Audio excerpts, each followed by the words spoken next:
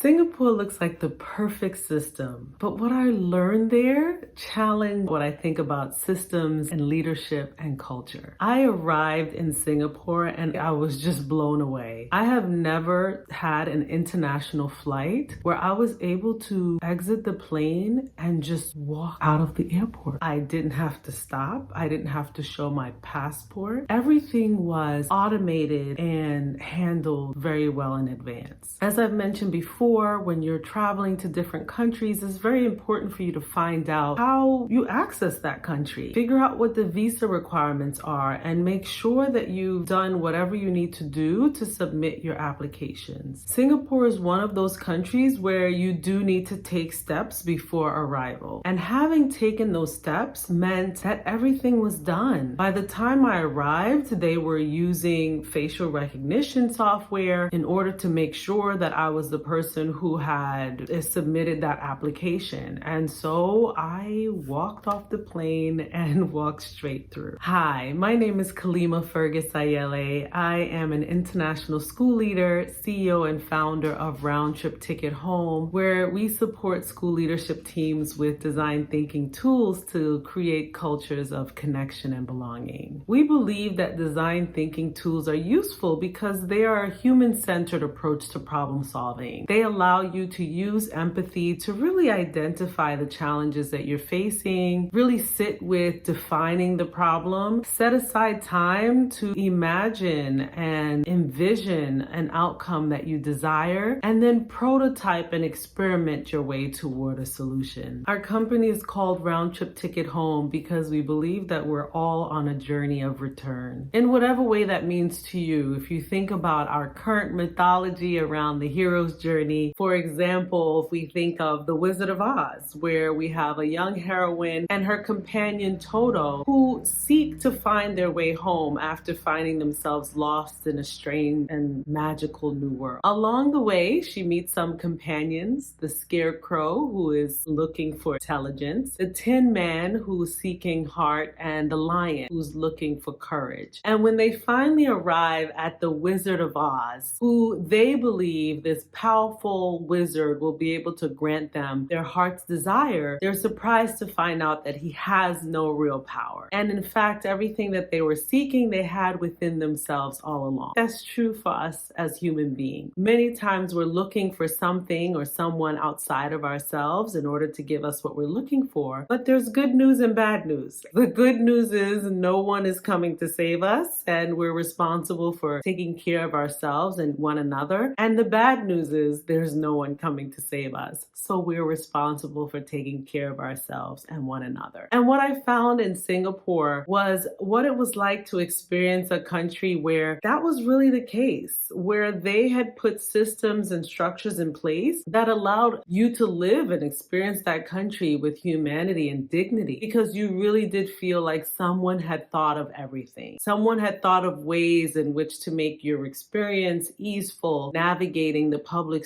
transportation system. It was clear at any moment in time what station you were at, where you would exit. It was also clear how to get from one place to another. I have lived in New York City most of my life. That's home for me. And I am surprised at how efficient and effective our subway system is, running 24 hours a day, 7 days a week. But I also find it to be not that easy to navigate, especially on the weekends when there are subway changes because of construction. And so I always think about the tourist who's visiting New York and trying to figure out the subway system and how convoluted that might be. Singapore, I cannot describe how easeful it was to navigate their public transportation system. And what also stayed with me was the way in which so many different cultures and languages were being honored. Of course, I know that's common in many cities where you have the information being translated into multiple languages as well. And so really being able to see a diverse culture and country in Asia where it was clear that there were so many systems in place to make sure that everyone had a humane experience. Just riding along the subway and looking out the window and seeing such beautiful houses, only to learn that these were actually government buildings, that these were apartments that were set up so that everyone who lives in that country has the quality of life. Can you imagine what it would be like if you have a government that ensures that every member has access to a high quality of living? Of course, that comes with a cost. Singapore is quite expensive. If you go to Singapore and you have a bit of an addiction to shopping, you will be very thrilled with your experience there. One of the things that really stood out to me about the shopping experience in Singapore was how curated those experiences felt. You would find, for example, a store where all they sold was tea. It was every type of tea. They had figured out a way to curate these experiences. Of course, that's so different from what I'm used to. We have huge box stores where you can go in and get everything that you need, from food to clothing to homeware to furniture. But the idea of the other extreme, where you would have a store that only sold one thing and they just did it very well. And what would that look like to say, I don't have everything for everyone, but I have this one thing that I'm going to offer, and I'm going to offer you the best experience. I'm not a tea drinker by any means, but in that moment of being in that tea store, I wished I were a tea connoisseur, because the experience that I had in that space signaled to me that someone took time to think so deeply and curate so impeccably what my experience would be like as a tea drinker. How did that impact my view of leadership? Well, it was just another lens